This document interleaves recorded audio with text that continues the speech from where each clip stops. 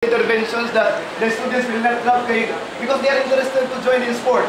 This is our campaign in Agusan National High School. That's why we are doing as many interventions as we can in all the subject areas so that kaning dropout rate will be addressed.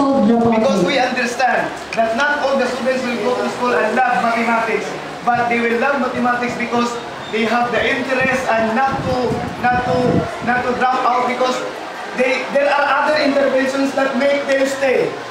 The DepEd is trying to inform us that we are going to bring the students back to school and deliver them the quality education that we need. In addition to what Mr. Deputy. Okay, thank you so much. Thank you so much. So with that, napaisa ganina nag-raise na yung hand. Ikaw to, ma'am? Sige. Good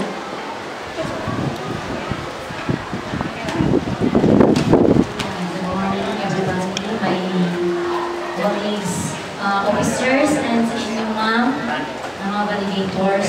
In support sa dropout last year, I have an experience.